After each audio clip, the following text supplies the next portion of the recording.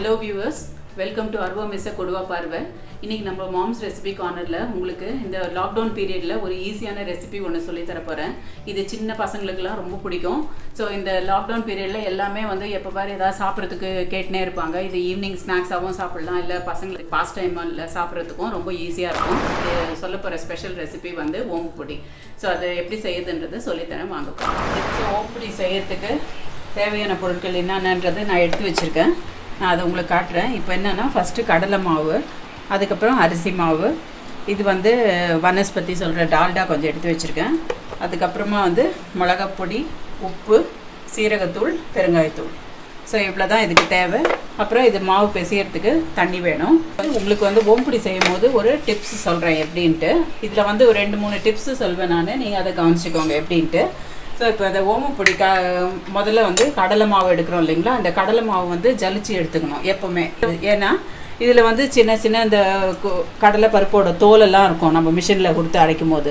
So அந்த தோலெல்லாம் இருந்ததுன்னா நம்ம ஓம்புடி புழியும் போது அதில் அடைச்சிட்டு நம்மளுக்கு சரியாக வராது. ஸோ அதனால் என்ன பண்ணுங்கள், அதை ஒரு ஜலிச்சு வச்சுக்கோங்க. அதே மாதிரி அரிசி மாவும் ஜலிச்சு வச்சுக்கணும். ஸோ ஆனால் இதுலேயும் வந்து சில நேரத்தில் நெல் உமி இல்லை ஏதாவது தோல் இருக்கலாம், அந்த மாதிரிலாம் இருக்கும். ஸோ அதெல்லாம் அவாய்ட் பண்ணுறதுக்கு நம்ம ரெண்டுத்தையுமே நான் நல்லா ஜலிச்சு வச்சுருக்கேன். இது 2 டிப்ஸு நோட் பண்ணிக்கோங்க. ஸோ இப்போ இந்த கிண்ணம் எடுத்துக்கோங்க. இந்த கிண்ணம் வந்து எப்போவுமே வந்து ட்ரையாக இருக்க மாதிரி பார்த்துக்கோங்க. இதில் ஈரம் இருந்ததுன்னா நம்ம கடலை மாவு இப்போ எல்லாத்தையும் போட்டு மிக்ஸ் பண்ணும் போது என்னாவும் ஒட்டிடும் கிண்ணத்தில். ஸோ நம்மளுக்கு பிசையிறது ரொம்ப கஷ்டமாக இருக்கும். அதனால வந்து ட்ரையான கிண்ணம் எடுத்துக்கோங்க. இப்போ ஃபஸ்ட்டு நான் வந்து எடுத்து வச்ச கடலை மாவு போடுறேன். நான் இதில் வந்து 2 அழாக்கு கடலை மாவு எடுத்திருக்கேன். 2 அழாக்கு கடலை மாவுக்கு 1 அழாக்கு அரிசி மாவு எடுத்திருக்கேன். ஒரு ஆழாக்குக்கு 1 ஸ்பூன் வீதம் வனஸ்பதி எடுத்திருக்கேன். ஸோ 3 டீஸ்பூன் வனஸ்பதி எடுத்திருக்கேன்.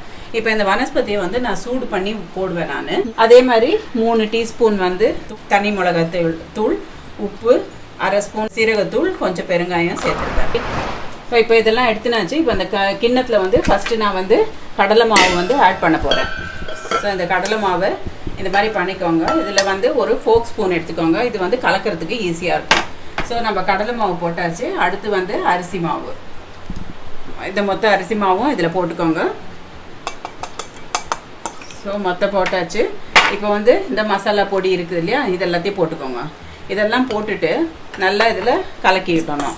ஸோ இப்போ இந்த மாதிரி ட்ரையாக இருக்கும்போது கலக்கும் போது என்ன ஆகும், நல்லா மிக்ஸ் ஆகும்.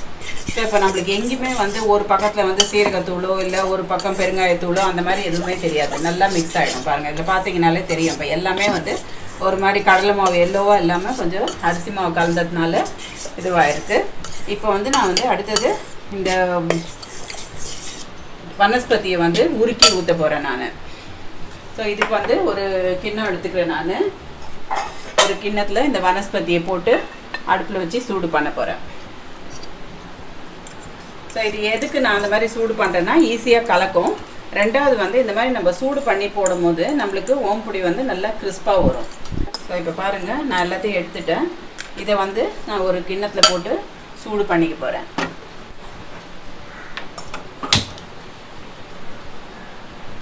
ஸோ 2 நிமிஷம் வைங்க. மீன் டைம் வந்து இதையும் நல்லா கலக்கிடுங்க.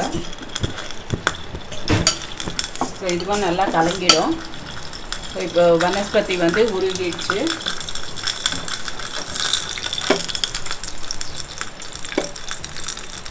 ஸோ இந்த மாதிரி எப்போவுமே வந்து இப்போ வனஸ்பதி இல்லைன்னு ஃபீல் பண்ணிங்கன்னா நீங்கள் ஆர்டினரி குக்கிங் ஆயிலே போட்டுக்கலாம். இப்போ நம்ம ஓம்புடி சுடுறதுக்கு குக்கிங் ஆயில் யூஸ் பண்ணுறோம் இல்லைங்களா, அந்த இதையே வந்து 3 ஸ்பூன், ஒரு அழகுக்கு 1 ஸ்பூன் விதமாக கணக்கு எடுத்துக்கோங்க. ஸோ இப்போ நம்ம இப்போ 2 அழகு கடலை மாவு, 1 அழகு அரிசி மாவு, 3 சேர்த்து 3 அழகு வந்துருக்கு.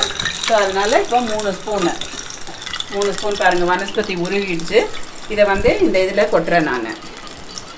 ஸோ இதில் கொட்டி இதோட திருப்பி ஒரு வாட்டி கலந்துக்கோங்க. ஸோ இப்போ எல்லா இடத்துலையும் ஈவனாக இந்த வனஸ்பதி கலந்துரும். அதே நம்ம உருக்காமல் போட்டோம்னு வச்சுக்கோங்க, அது வந்து அங்கங்கே திட்டாக இருக்கும். ஸோ அதுக்காக இப்போது கலக்கிறேன். இதுக்கு அடுத்தது வந்து நம்ம தண்ணி ஊற்றி கலக்கணும் வேண்டிய அளவு. எப்படின்னா சப்பாத்தி மாவு பிசைகிற அளவுக்கு பிசைஞ்சிக்கோங்க. ஸோ இப்போ என்ன பண்ணுங்கள், இது எல்லாத்தையும் எடுத்துகிட்டு வெறும் மாவு எடுத்தாச்சு, கலக்கியாச்சு. இதே ஃபோக் ஸ்பூன் யூஸ் பண்ணுங்கள். இப்போ நான் வேண்டிய அளவு தண்ணி ஊற்றி பிசைய போகிறேன் இதை. ஸோ இந்த தண்ணி கொஞ்சம் ஊற்றிருக்கேன் நான், ஒரு டம்ளர் அளவுக்கு இப்போ ஊற்றிருக்கேன். ஸோ இது கலந்தீங்கன்னா இப்போ இந்த மாதிரி கெட்டிமாக வரும். ஸோ இப்போது இது பார்த்து நீங்கள் அது புதுசாக பண்ணுறவங்க கொஞ்சம் கொஞ்சமாக ஊற்றி பிசைங்க. ஒரே வாட்டி ரொம்ப நிறையா போட்டு பிசைஞ்சிட்டோன்னா அப்புறம் வந்து ஓம்புடி புழியும் போது தரன்னு விழுந்துடும் எண்ணெயில். ஸோ இப்போ வந்து இது கலந்தாச்சு. மாவு பாருங்கள், மாவு இன்னும் கொஞ்சம் தண்ணி ஊற்றணும். நான் எதுக்கும் இன்னும் பிசைஞ்சிட்டு பார்க்குறேன். ஸோ மீன் டைம் வந்து நம்ம ஸ்டவ் ஆன் பண்ணிக்கலாம். ஆயில் நான் ஊற்றி வச்சுருக்கேன் ஒரு கடாயில். ஸோ அந்த எண்ணெய் சூடு ஏறட்டும். மீன் டைம் இப்போ பார்த்தீங்கன்னா நான் சொன்னேன் இல்லைங்களா, ட்ரையாக இருக்க கிண்ணத்தில் பட்டேன்னா. ஸோ இப்போ பாருங்கள் எல்லாமே ஒட்டாமல் வந்துடுச்சு. ஸோ இந்த மாதிரி எடுத்துட்டோன்னா இன்னும் கொஞ்சம் ஒரு 2 நிமிஷம் பிசைஞ்சால் போதும். இது முதல்லேருந்து நம்ம கையில் பிசையணுன்னா கொஞ்சம் ஹார்டாக இருக்கும். அதனால தான் நான் வந்து இந்த ஃபோக் ஸ்பூன் எடுத்து பிசைகிறேன். ஃபோக் ஸ்பூனில் பிசைஞ்சிங்கன்னா இன்னும் கொஞ்சம் ஈஸியாக இருக்கும். ஸோ இந்த 3 டிப்ஸ் வந்து நீங்கள் ஓம்பொடி செய்யும் போது மனசில் வச்சுக்கோங்க. ஜலிச்சு பண்ணணும். நெக்ஸ்ட்டு இந்த கிண்ணம் ட்ரையாக இருக்கணும். 3வது வந்து இந்த மாதிரி ஒரு ஃபோக் ஸ்பூன் எடுத்து அதில் பிசையுங்க. ஆல்மோஸ்ட் இப்போ பார்த்தீங்கன்னா கரெக்டான கன்சிஸ்டன்சியில் தான் இருக்குது. ஸோ இப்போ நீங்கள் வந்து ஃபோக் ஸ்பூன் எடுத்துடுங்க. எடுத்துகிட்டு நீங்கள் கையில் தொட்டு பார்த்தீங்கன்னா உங்களுக்கு தெரியும் எப்படி வருதுன்ட்டு. ஸோ இப்போ இந்த ஸ்டேஜில் வந்து நம்ம இதை வந்து கையில் பிசைஞ்சோன்னா அப்படியே நல்லா ஒட்டாமல் வரும் பாருங்கள். ஸோ இப்போ பார்த்தீங்கன்னா இந்த மாதிரி இருக்கும் பதம். ஸோ இப்போ சரியாக இருக்குது. இதுதான் அந்த அச்சு. ஸோ இது வந்து நம்ம ஆன்லைனில் தான் வாங்கியிருக்கேன் நான். ஸோ இதில் வந்து இப்படி இருக்கும். இதில் வந்து இந்த ஓம்புடி அச்சு இது போட்டிருக்கேன் நான். ஸோ இப்போ நீங்கள் என்ன பண்ணுங்கள், இதை வந்து உள்ளே போட்டுங்க. இந்த குழாவில் வந்து லேசாக நான் எண்ணெய் தடவிருக்கேன். ஏன்னா இந்த மாவு வந்து ஒட்டாமல் வரும்ன்றதுக்காக. ஸோ இப்போது இந்த அச்சு உள்ளே போட்டுடலாம். போட்டுட்டு இப்போ நம்மளுக்கு இது தேவையான அளவு இதை நம்ம பால் பண்ணி எடுத்து அதில் போடணும்.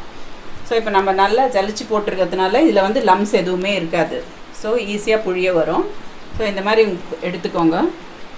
இது உள்ளே போடுங்க. ஸோ இப்போ நான் உங்களுக்கு ஒரு இது புழிஞ்சு காட்டுறேன் எப்படி இருக்குன்னு பாருங்கள். ஸோ இப்போ மாவு போட்டாச்சு. லேசாக கொஞ்சம் தீ குறைச்சிக்கோங்க. ஒரு மிதமான ஹீட்டில் வச்சுக்கோங்க. அடிக்கடி நம்ம அட்ஜஸ்ட் பண்ணணுன்றது தேவையில்லை. ஸோ இப்போ இதை போட்டுட்டு நம்ம இதை மூடிடணும்.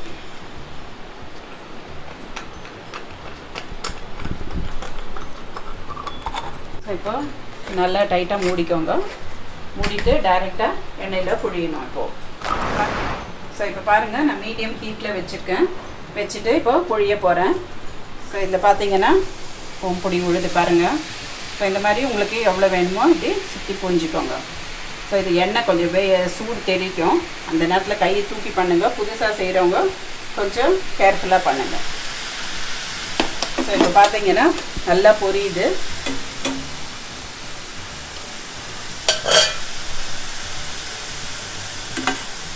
பாருங்கள், இப்போ ஒரு சைடு பொரிஞ்சிடுச்சு. இதை நான் வந்து திருப்பி போடுறேன். இதை வந்து எடுத்துகிட்டு இப்படி திருப்பி போடணும். திருப்பி போட்டிங்கன்னா சலசலப்பு அடங்கிடுச்சுன்னா வெந்துடுச்சுன்னு அர்த்தம். இது ஓம்பொடி மெலிசாக இருக்கிறதுனால சீக்கிரமாக வெந்துடும். நம்ம வந்து ரொம்ப நேரம் இதை உட்கார வைக்கணும் அந்த மாதிரிலாம் கிடையாது.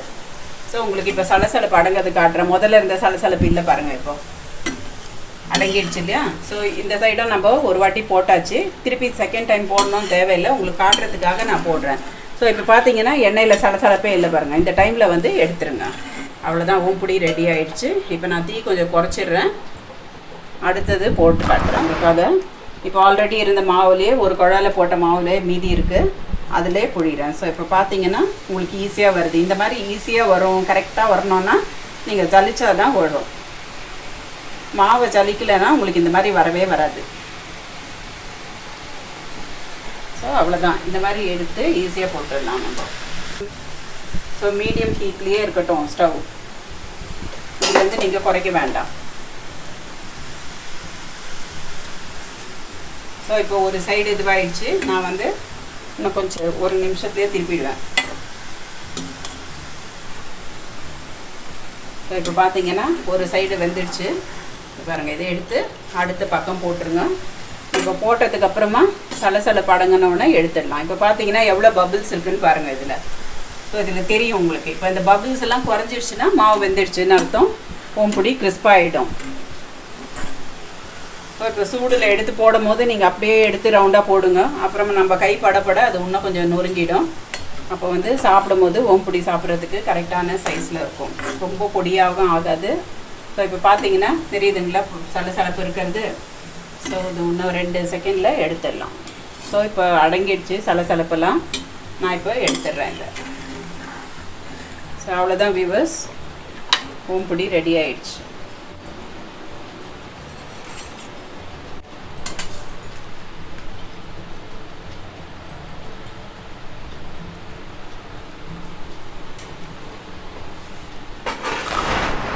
இப்போ பார்த்தீங்கன்னா நான் சொன்ன மாதிரி ஓம்புடி செய்திருக்கேன். ஸோ இதை நீங்கள் பார்த்தீங்கன்னா தெரியும் எப்படி இருக்குன்ட்டு. இதை பார்க்கும்போதே நம்மளுக்கு ரொம்ப சாப்பிடணும் போல் இருக்கும். ஈவினிங் டீயோட சாப்பிடும் போது ஒரு மசாலா டீ போட்டுட்டு இதை சாப்பிட்டிங்கன்னா ரொம்ப சூப்பராக இருக்கும். சின்ன பசங்க விளையாடுற பசங்களுக்கும் வந்து கையில் கொடுத்துட்டிங்கன்னா அவ்வளோ ஈஸியாக டைம் பாஸ் ஆகிடும். ஸோ இதை நீங்கள் ட்ரை பண்ணி பாருங்கள். நான் சொன்ன 3 டிப்ஸ் எல்லாம் கொடுத்துருக்கேன். அது எல்லாத்தையும் ஃபாலோ பண்ணிவிட்டு செய்து பார்த்தீங்கன்னா உங்களுக்கு எப்படி வந்ததுன்றதை ஃபீட்பேக் சொல்லுங்கள். எனக்கு ஆல்ரெடி நிறைய பேர் ஃபீட்பேக் அனுப்பிச்சிருக்கீங்க, அதுக்கு ரொம்ப தேங்க்ஸ். என்னோட சேனலை பார்க்காதவங்களாம் பாருங்கள். உங்களுக்கு பிடிச்சிருந்தனா லைக் பண்ணுங்கள், உங்கள் ஃப்ரெண்ட்ஸோட ஷேர் பண்ணிவிட்டு சப்ஸ்கிரைப் பண்ணாதவங்க சப்ஸ்கிரைப் பண்ணுங்கள். Thank you viewers, by.